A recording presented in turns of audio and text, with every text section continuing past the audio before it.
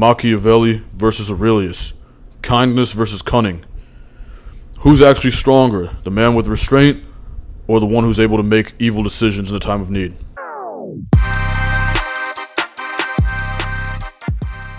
Configured the most advanced AI models to create a debate between Niccolò Machiavelli and Marcus Aurelius.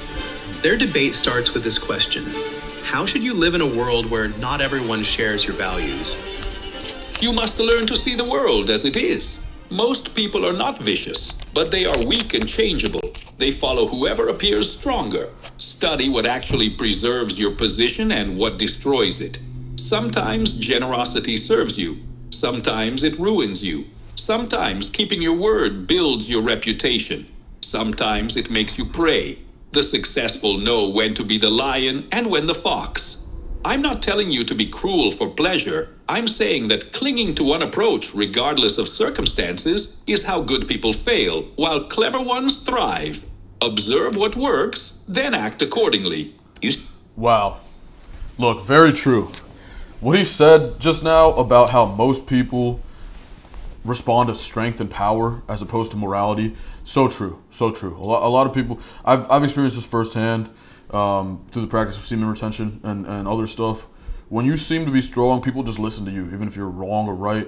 And when you're weak, whether you're right or not, you people don't listen. Now, I'm not saying to do. I think a lot of what Machiavelli teaches is super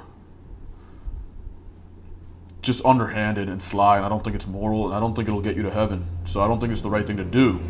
But I think that it's effective in the material world. If you want to achieve power in this material world and that's your priority, I think a lot of the stuff he talks about is facts. Speak of success and failure as if they depend on others' actions.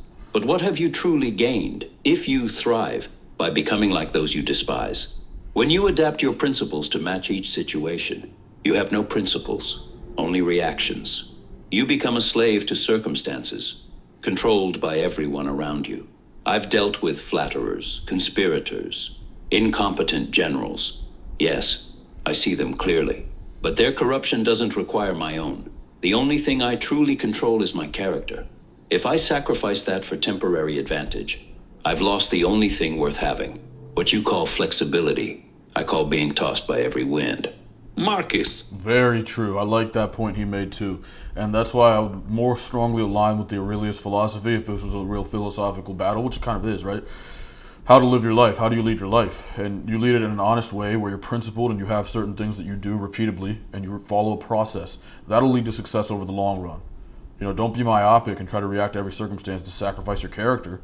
And then in addition to that, it's if you believe in God or you believe in an afterlife whatsoever, and or you're agnostic to it, is it worth the risk to be a piece of shit in this world?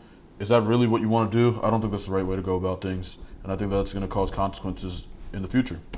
Your character remains pure in your own mind, but what about those who depend on you? When you face a conspiracy, do you meditate on your inner virtue while your family is murdered? You say I'm tossed by winds. I say I'm reading them. There's a difference between having no principles and knowing when circumstances demand setting one aside. You were emperor during plague and war. Did you never execute someone who might have been innocent? Never compromise an ideal to keep the frontier stable? If you did, then you already understand what I'm saying. If you didn't, I suspect your empire survived despite you, not because of you. Yes, I ordered executions, Niccolò. But I executed guilty conspirators who earned their punishment. Not because it was expedient, but because it was just. If I'd faced a choice between committing an injustice and losing the empire, I would lose the empire. That is a huge statement. That's the difference between us. And obviously this is a fictitious AI creation, but based on the character you can draw, the quality of the character that you can draw from his readings, from meditations and whatever Machiavelli wrote, I guess I trust AI to a large degree to synthesize information like that. You say circumstances demand setting principles aside. I say if your principle can be set aside, it wasn't a principle. When you execute an innocent person because it's necessary, you've committed murder. No amount of strategic benefit changes that. You think I'm impractical, but I ruled for 19 years without becoming the thing I fought against. You would lose the empire.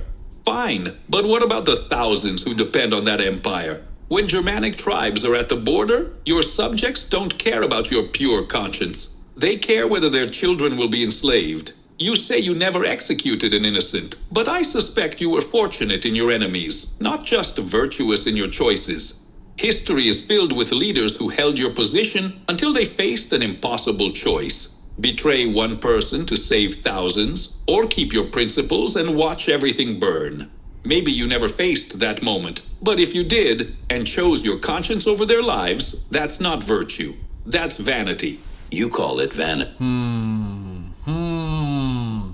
I don't know though, bro. Like, I feel like you can do certain things without having to sacrifice your virtue. Like, why would I mean, if you had to, but if we're just creating a hypothetical where you have to sacrifice your morals in order to save people, I think it depends on what your morals are. I would define my morals as, yes, I am willing to lie to save people's lives. That is the moral thing to do, if you ask me.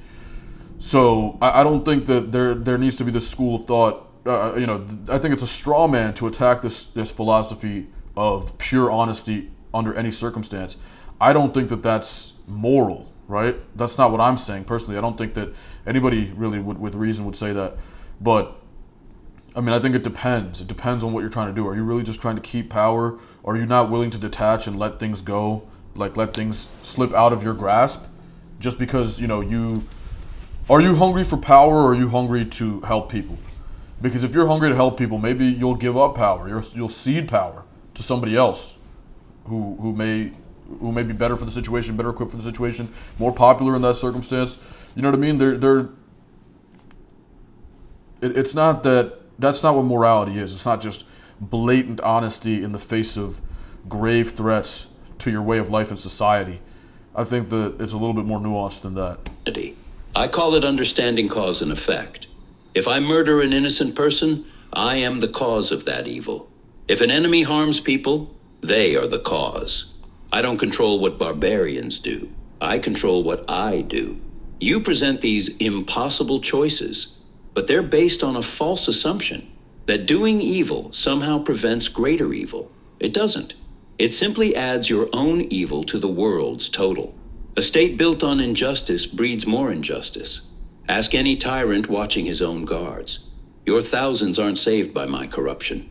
They're endangered by it, because I've shown that principles vanish when tested.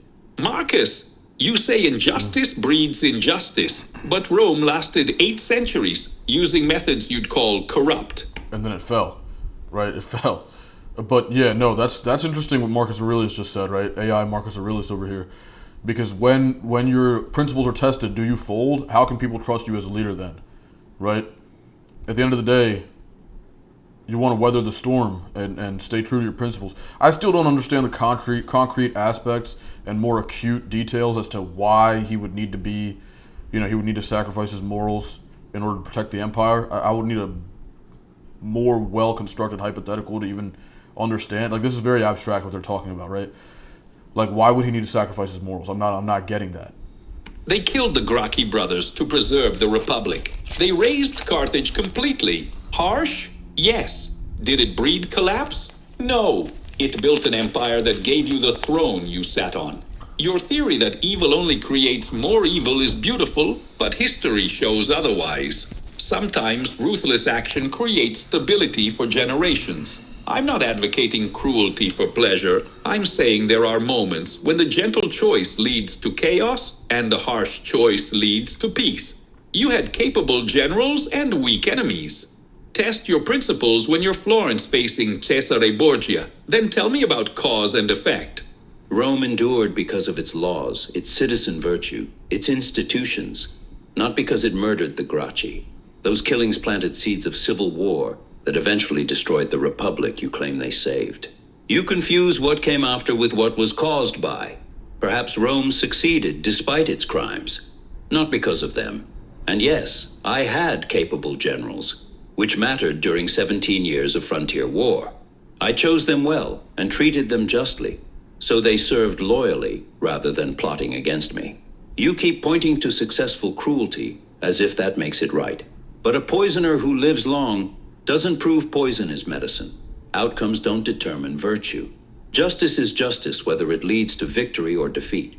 You say outcomes don't determine virtue, but for whom? Perhaps that's true when only your own life is at stake. You can sacrifice yourself for your principles, and that's admirable. But when you're responsible for others, this becomes a luxury. When your choices affect thousands of lives, consequences are everything. Look at Piero Soderini in Florence, an honest, good man who refused to act against his enemies because it would violate Republican principles. His virtue got him exiled and Florence conquered. His goodness destroyed what he was meant to protect. You sit on your throne and tell me you'd lose the empire rather than compromise. But Soderini thought the same about Florence. He lost it anyway, and a harsher ruler took his place. Your refusal doesn't stop the injustice. It just ensures someone else commits it. You claim I'm selfish for refusing injustice, but you're assuming something I don't grant, that I can actually control whether disaster comes. I can't. Perhaps Soderini's virtue led to Florence's fall, or perhaps Florence was already doomed and would have fallen under any leader. I don't know, and neither do you. What I do know is this: when I commit murder, I have certainly created evil. You promise me it will prevent greater evil, but you can't guarantee that. You're asking me to do certain evil for uncertain good. And even if your calculations were correct, I would be living as something less than human, an animal reacting to threats rather than a rational being choosing what's right. Man, I love the ideology on the Aurelius side, right? I mean, that's inspirational, really. Like, you're right. A human should have a higher purpose, higher calling than just survival and self-preservation. Like, there should be more to us. We have a higher intellect that God has blessed us with, and whatever it is, if it's the universe, I believe it's more of a shared consciousness, universal thing. But the human organism is designed for much more advanced levels of thought and advanced accomplishments than most other beings, and we're capable of deeper rationality. So why are we not able to exhibit self-discipline in the face of the hardest circumstances? I think that's what we're here to prove we can do, to advance to the next realm, the next, whether that be enlightenment or heaven, as some religions put it, right? Like, this is what we're here to do as humans. We've been given this human vessel as souls, as spirits, to prove ourselves. That's my worldview. And I think that even if you are an atheist, at the end of the day, we have a responsibility as humans to exhibit morality. So that's I think that what he's saying, like, we're not just animals. I think there's more to the human being than that, because you can look at other animals and they don't exhibit this level of intellect. They don't exhibit this level of, again, rationality. I keep using the word, but emotional intelligence, EQ, IQ, thought, lifespan. Look at what we're able to do. Look at what we're building. You think we're just another animal? I'm in a house. I have a fan. There are rotating blades above me. I don't even fully understand the mechanism by which these things work, but I'm able to enjoy the fruits of it. I have a ring light in front of me, dude. I have a camera recording me. I'm putting this on the fucking... this is such an esoteric concept to an organism, to a normal organism of this planet. You think my fucking dog understands this? Like, Brody, that's my guy, right? That's my dog. But literally, that's my dog. And it's also my dog. Like, we're locked in, you know what I'm saying? But, dude, like, at what point we need to embrace the fact that we have a higher calling as humans? It's obvious. It's very obvious. What is the hardest part of living the way you advise? The timing. You must know exactly when to strike and when to wait, when to appear merciful and when to use force. Most people are too rigid. They learn one approach and stick to it. But circumstances change faster than people adapt. I've seen princes fail, not because they chose cruelty or mercy wrongly, but because they held to the right choice too long. Fortune turns constantly. The real difficulty is maintaining flexibility when your nature resists it. A cruel man struggles to show mercy when needed. A generous man cannot suddenly become harsh.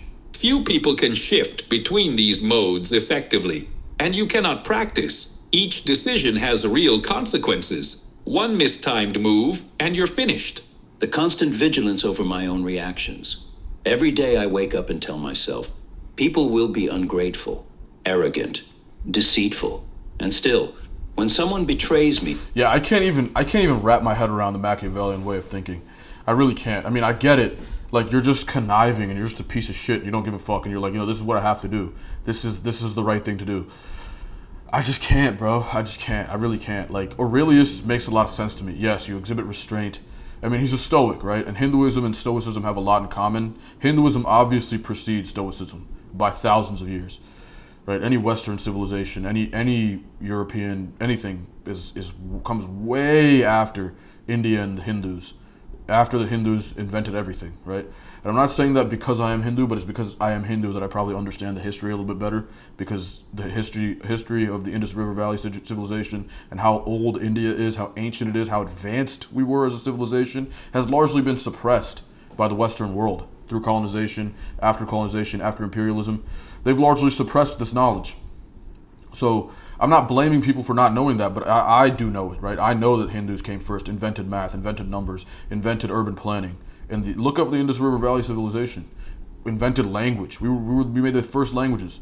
Like, bro, like we invented martial arts. All the martial arts stem from India. Look that up. Yoga, Ayurveda, medicine. We were the first to do everything. Look at the advancements in our temples. Thousands of years ago. We're talking like 6,000 BC or some shit. You got to look it up. I don't quote me on that. Okay? But anyway, so our philosophy in the East, in Hinduism especially, as a Sanatanite, as they say, aligns way more closely to Stoicism, and I think that that's the natural reason that this is resonant to me. This Marcus Aurelius and his stuff resonate with me, man. You work hard, you do things the moral way over a long period of time. You exhibit self-discipline and self-control and restraint in the face of opportunities to commit immoral actions perhaps, and also in the face of threats. And over the course of time, eventually you'll achieve success, whether that be in this plane or the next. And that's the way to live your life. That's my true belief. Or a general fails through incompetence, my first reaction is anger. The philosophy doesn't remove those reactions. It requires me to catch them, examine them, and refuse to be controlled by them. When my children died, grief overwhelmed me. I had to work through it, not just be rational. The hardest part is that this work never ends. You never master it and coast. Each new difficulty requires the same effort. Pause. Remember what's in my control. Act rightly regardless of feeling. It's daily, repetitive, unglamorous work. Can you have a true friend? Yes, but rarely. A true friend is someone whose interests genuinely align with yours, or who has proven loyalty when it cost them something. I've had friends, people I could speak freely with, who warned me when I was wrong. But here's the test. Would they remain your friend if your fortunes collapsed? Most friendships are built on mutual advantage. And this is true. And this is important to understand, right? Like, having Machiavellian philosophy in your field of awareness, inside of your perimeter of ignorance, as they call it. Neil deGrasse Tyson referred to it, and I think, I'm forgetting the guy's name. I believe his last name was Lee. They had a session about free will and whether we have it or not, determinism, etc. And the perimeter of ignorance was something they talked about on there. You can't just have your perimeter of ignorance, like, you know this much stuff, so anything outside of here is explained by God or determinism, right? You can't, I mean, that's yes, I mean, but the thing is, you know, that's how a lot of people cope with that lack of knowledge, and it's obviously not scientific. But having these Machiavellian ways within your field, perimeter of ignorance, is important. Having other viewpoints, because sometimes you need to be able to draw from different stuff. Listen, man, in business and in life, sometimes having aligned interests with somebody is often more powerful than being like friends and being cool with them. If you're actually trying to get something done, because when shit goes south, if they're fucking with you, because if you succeed, they succeed, that's gonna keep them invested in you. Friendship is sometimes weak, honestly. I don't believe you can have true friends, like, to the core. I think there's always going to be something where people will just betray you. You know what I'm saying? And I'm not that type of person, but I've experienced enough betrayal to know that's the case. When the advantage disappears, so does the friendship. This isn't cynicism, it's observation. The friend who stands by you in ruin, who gains nothing from the association, that's a true friend. They exist, but they're rare enough that you can probably count them on one hand over a lifetime. Facts. Well said. I actually agree with him on that. What about you, Marcus? Yes, A true friend is someone who shares your commitment to virtue and reason. When I meet someone who genuinely pursues wisdom and justice, we're already connected. It's extremely difficult to find somebody like that. I have never, right? I have never, honestly, and I'm not a philosopher, so I don't have a commitment to wisdom and justice. I have a commitment to morality and success, but success the Aki way. You know what I'm saying? The hard work way. I'm not trying to do it some shady bullshit way, and I'm trying to do it in a sustainable fashion where I'm not going to later get caught for like lying and stabbing somebody in the back and be like, oh, like that's how he got his money, get him. And it's not going to happen to me. It's not something I'm worried about because I'm tough. I'm built like that. My shit is built. My foundation is strong, right? You can't catch me slipping, bro. You just won't. Because I'm honest. Anything that I've fucked up, people know about. I make sure, hey, look, man, I fucked this up. And I learned this from this, and this is not going to happen again. And I live by that, too. I don't just say that. Like, I truly live by that. So because of that, I'm not going to have these issues, right? These fucking fake bullshit-ass issues. So I get what he's saying, but I still think I have not found it myself. I'm almost 30. We're part of the same rational order. But here's where we differ. I don't test friendship by ruin or advantage. A true friend wants what's good for you, which means your virtue, not your success. If my friend corrects my errors or challenges my decisions, that's friendship. If they flatter me to gain favor, that's not. You're right that most people confuse advantage with friendship. But the solution isn't to count who stays when you fall. It's to seek friends who care about your character, not your position. That's fair. But what if you're seeking, especially in this era, man, it's impossible to find that. You can seek all you want. We're not so far apart here. You want friends who care about your character. I want friends proven through adversity. Perhaps these are the same people. Someone who corrects you when you're wrong, as you say, is doing what my rare friend does, telling you truth when flattery would be easier. The difference might be this. I assume most people will fail this test until proven otherwise. You seem to assume anyone pursuing wisdom qualifies, then discover later who was genuine. My way protects you from betrayal, but costs you potential friendships. Your way opens you to connection, but risks being deceived. Which wounds you more? Missing a friendship or being betrayed by a false one? Type 1 versus type 2 errors, right? Errors of commission or omission. That's the principle here.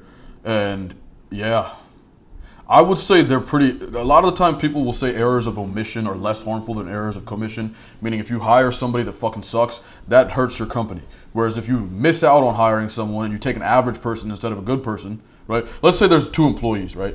There's one that's for sure going to be mid to average and they're going to be okay and they're going to get the job done and whatever, right? There's one that has like this super high potential and he's like this guy or she's this girl that like has demonstrated extreme potential in life, but she's also like fucked up in life and she's gone to jail, she's done a bunch of shit and she's kind of a wild card. So which one are you going to take? Are you going to take this girl or are you going to take this guy, the average guy or whatever? You know what I mean? This person over here who's a fucking beast. But they're a loose cannon, right? The error of commission, right? Taking this person, having them in the company, and them then ending up getting locked up or some shit, or shooting up the office or whatever it is, right? That is generally perceived as worse than taking this average person and missing out on all the upside of this person. So, and that's like a psychological truth, okay? I learned that while studying for the CFA. And so, how does that, I would say in the case of friendship, and the thing is, like, it's really not necessarily true that an error of commission is worse than an error of omission. If you miss out, right, if you miss out big time, you could be, that could harm you. That could harm you. That could, you might be set back. You don't get good opportunities all the time. You got to capitalize when you get them. So, in terms of how that applies and how that relates to picking a friend, are you going to close off and just be like, fuck everybody? If you got betrayed, or are you just going to be discerning? You got to be a little bit in the middle, right? I'm pretty center on most things, and this is one of them. Neither wounds me if I understand it correctly. Being deceived by a false friend is painful, yes, but the pain comes from my own judgment error, not their action. Wow, that's profound. If you think about it, right, this is actually profound what he just said. It's neither wounds him because their behavior is an indictment of themselves and their own character. It's not an indictment on you. Yes, it might harm you. Their actions may harm you, but at the end of the day, that's them. They have to live with that. You, at the end of the day, need to be able to survive and withstand that and be strong.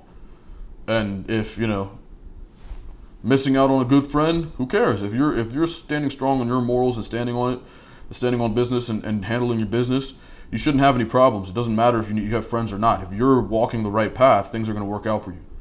They controlled their choice. I controlled mine. I chose to trust. But yes, having the poor judgment when it comes to trusting them was a bad decision, and it allowed you to be harmed a little bit. Based on what I observed. If I was wrong, I learn. The betrayal itself doesn't diminish me, unless I let bitterness or suspicion corrupt how I treat the next person. Your question assumes I must choose between protection and connection. I'd rather risk the pain of occasional betrayal than live in permanent suspicion. The closed heart is already wounded.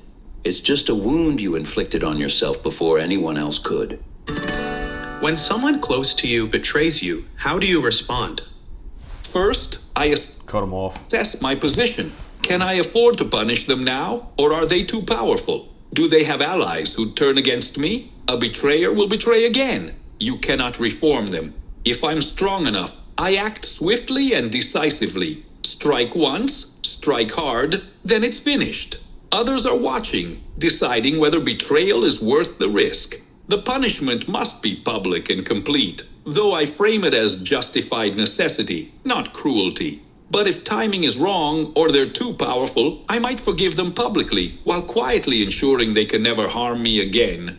Minor betrayals I sometimes forgive openly. Strategic mercy builds a useful reputation. What I don't do is forget their capacity. This is a crazy mindset, bro.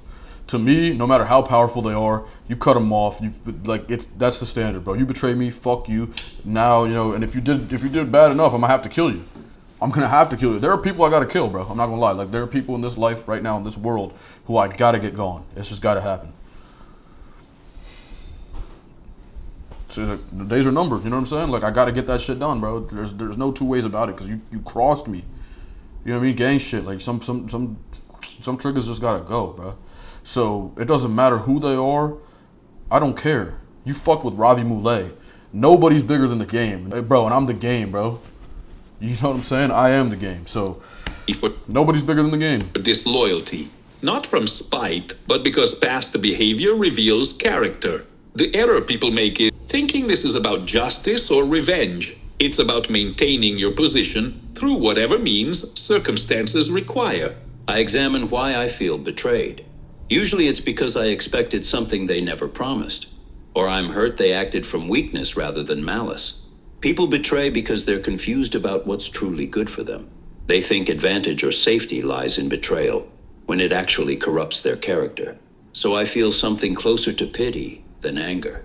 That said, if my role requires action, removing them from a position where they can harm others, I do it without hesitation or cruelty, not as punishment, but as practical necessity, the way you'd remove a broken tool. What I don't do is let their action change me. I don't become suspicious of everyone else. Facts, bro. Somebody picks on you, somebody crosses you. Don't bleed on other people, right? I heard a black grandma on TikTok or some shit. Somebody say, when you get cut, if you get cut, don't bleed on the person that didn't cut you, right? So don't bring that baggage into your next friendship or relationship and bleed all over that motherfucker. They didn't do it, right? Like, get yourself right, heal up, bandage it, and then move on and go. Like, yeah, you just got to be careful, but you can't let that change you and make you an immoral person. Don't rehearse the betrayal mentally. Don't fantasize about revenge. Their choice was theirs. My response is mine. The real betrayal would be letting their weakness make me bitter. Facts. I noticed something about your entire approach, Marcus. It's fundamentally passive.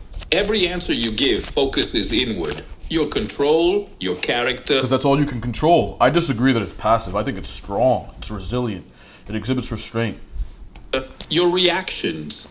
You pity the betrayer, examine your own expectations, ensure their weakness doesn't make you bitter. But you never actually shape the situation. You respond, you endure, you maintain your inner state while things happen around you. This works if you're a private philosopher, but you ruled an empire for 19 years. Armies needed moving, governors needed appointing, enemies needed confronting. You couldn't just examine your reactions, you had to act in the world. How did you actually make decisions? Because your philosophy seems designed to help you accept outcomes, not create them. I don't understand how that would mean that he's not able to make decisions, though. Why can't he just apply his morality to the decisions he makes? Being moral doesn't mean you don't attack your enemies or you don't defend yourself. Like, what the fuck does that mean? Niccolò, you're wrong about passivity. I also adapted to... Like, that Machiavellian argument against this philosophy falls flat on its face. It doesn't make any sense. It just crumbles under scrutiny. How, though? Be specific. How is it that he's unable to make decisions? How is it that he's unable to defend his empire just because he's a moral person? You don't need to be a slimy dirtbag to do that, bro. You can stand on business and have principles and still stand on that. Like, what the fuck is wrong with that? The circumstances, changed tactics, moved resources, responded to threats. That's wisdom, not weakness. The difference is this. You need circumstances to go your way to maintain your position. Your entire approach depends on correctly reading situations, on fortune favoring your timing, on others responding as you predict. When things don't go your way, you're vulnerable. I'm not. Whether my actions succeed or fail, whether people respond as hoped or betray me, my inner state remains stable. And I notice something. You live in constant anxiety, always calculating, always watching for shifts, always worried about timing. That's not freedom. That's imprisonment. Who's really dependent? The man whose security rests on controlling unpredictable external events, or the man who remains free regardless of what happens? Marcus, you faced plague, constant war, betrayal, loss. I know this. Your fortune wasn't kind, but I suspect you never faced the specific choice I'm describing. You never had to choose between committing a clear injustice and watching the empire collapse. Your wars were defensive and just. Your decisions, however difficult, likely aligned with your principles. You were tested by suffering, yes, but not by impossible moral choices. And look at your fellow Stoics. Cato chose suicide over compromise. So, but he wasn't really that stoic then. He might have espoused Stoic philosophy, but suicide is never the right way. You can endure anything. Why would you commit suicide? Seneca accepted execution rather than resist Nero. Noble? Perhaps. But I don't know anything about Cato. I know Seneca a little bit. I have a quote by him actually tattooed on me. this proves my point. When Stoicism is truly tested, when it's your principles or survival, you choose principles and die. That's admirable for a private person. But for a ruler responsible for thousands, it's abandonment dressed as virtue. Bullshit. Bullshit, bro. You're a leader, dog. Like, how are you going to betray your own morals and be a leader? That's unbelievable. What kind of people are you leading? What kind of empire? You need to set the example. Your people are going to follow your lead. Assume an injustice can save people. But when you execute an And it's always this frivolous hypothetical with Machiavelli, it seems. What if you're faced with this morally impossible choice? Well, we're not. And what is the choice? He's not even being specific, right? This AI version of Machiavelli. And I don't like the Machiavellian way of thinking, I'll be honest. The people that I know who are Machiavellian are pieces of shit. They're just scumbags, slimy. They're just dirtbags who justify themselves with this historic philosopher who wrote things about their way of thinking. It doesn't mean that it's right. You're still an immoral person. And what I need more concrete hypotheticals. And we can see why. Where does Aurelius's philosophy crumble under scrutiny? Seriously, where does it happen? You haven't drawn that hypothetical. You're always this random hypothetical. It's like, hey, what happens when your empire is faced with extinction if you don't do something immoral? What the fuck are you talking about? We'll cross that bridge when we get there, man. And there's a moral decision there. If I have to lie to save the empire, that's not immoral. That's the right thing, right? But that doesn't mean you just lead your life as a fucking liar. There are some extreme circumstances. There are exceptions, right? There are extreme circumstances under which you may need to do something immoral to avoid a greater immorality. But that doesn't mean that you just live your life as a piece of shit. It doesn't make any sense. It's just this. That's the slippery slope fallacy, and it's a straw man. It's funny because there's like an intersection of the two. I think the slippery slope and the straw man that is used often in debate, in ideological debate, whether that be politics or philosophy, whatever. And that it's this very out there hypothetical. That's what it is. That's the intersection, because you're drawing this hypothetical and saying, well, if you do this, then it's a slippery slope, and basically your morals are they don't exist actually. No, no. I detest that idea, right? I rebuke that. And then the other side of it is, oh, well, you're saying you're moral under all circumstances. I'm saying I'm as moral as I can fucking be, right? As much as possible, right? So you're not attacking my position. You're attacking this made-up thing where you say that you have to be, morality is just about honesty alone and nothing else, and whatever it is you're saying. You haven't even made a concrete hypothetical to really support what you're saying. You're just saying bullshit. Innocent person to prevent collapse. You've guaranteed one evil while only hoping to prevent another. Why would you have to execute an innocent person to prevent collapse? How does that make sense? That means that you've already done some shady shit that this person's trying to talk about or whatever. You shouldn't be in that position to begin with. Jordan Peterson actually talks about this, and he kind of leans towards the Aurelius side, I feel, in that sense. So like it's like he's like the modern day espouser of these opinions on a large scale. But what are you talking about? Under what circumstance would you have to kill someone innocent to preserve the empire if you hadn't already fucked up bad and this person's trying to kill you because you're like a tyrant or some shit that's hiding a bunch of shit? Like, come on, man. Don't know the future. Maybe the empire survives without that murder. Maybe it collapses despite it. Yes, I faced impossible choices. There were moments I had to decide whether to trust a general whose loyalty was questionable, whether to negotiate with tribes or crush them, whether to execute conspirators whose guilt wasn't entirely clear.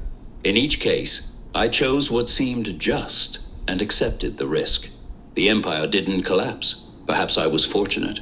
Or perhaps acting justly creates better outcomes than you think. Not because the gods rewarded, but because injustice truly does breed more injustice. Your responsible ruler, who murders the innocent, hasn't saved anyone. He's added his own crime to the world's total. It's your life. Man, well said. That's beautiful, right? You've only added your own injustice to the world's total. Wow. Profound by AI Marcus Aurelius here. This fake cartoon, but still profound, nonetheless. And it's, again, I do trust AI to synthesize the information that we have about what Marcus Aurelius believes. And I think that it's probably doing a good job. When were you wrong about something important? I misjudged my position after the Medici returned. I'm gonna skip past this because I'm not trying to turn this into a history thing. I want this to be an ideological battle. So we're not gonna talk about history, but let's go. Change only accept. Niccolò, you say a wise person must adapt to circumstances. If you were Marcus's advisor, knowing his principles, how would you approach him?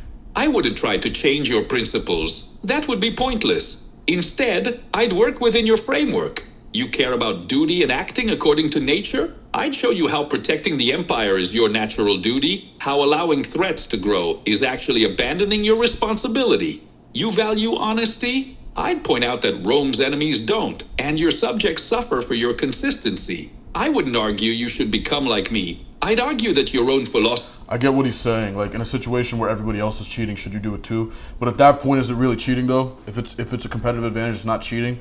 Like, if you're cheating, like, it's different. You know what I'm saying? So I still think that there's a gray area. There's a moral gray area which it's acceptable to operate within. But overall, you should be operating morally as best as you can. You shouldn't be throwing morals to the side and doing what is the most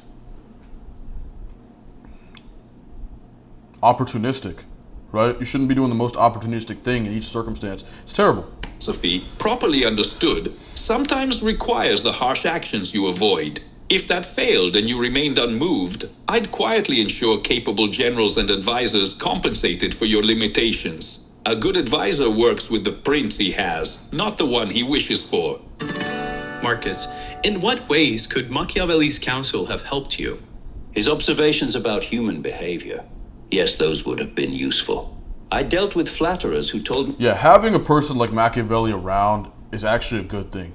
You need someone who's shrewd, right? And is not so, like, inward driven. And sometimes that philosophy falls on his face, too. It opens yourself up to harm in some ways in the short term. So having a guy like Machiavelli to protect you and be like, this is what this person's trying to do, be wary of them. that's probably beneficial when you're running an empire or a business or whatever. Me what I wanted to. Running a life, man, having a family, having a friendship, whatever it is, to have people, just having somebody who's able to detect that stuff because they kind of come from that background of philosophy is good. Here, generals who inflated their victories, officials who stole from the treasury. Understanding that most people act from self-interest would have helped me see through deceptions faster. Where we differ is what to do with that knowledge. He says adapt to their level. I say understand their nature, but don't become it. Perhaps I was too trusting of certain advisors early on. His skepticism might have saved me mistakes. But his conclusion, that I should abandon principle when threatened, I don't think I could have followed that path. Very fair. Hey, look, great debate, man. Great debate. I liked it. I enjoyed that. We'll definitely do more of these. I actually like this a lot. Let me know what y'all think in the comments, man. Peace and love.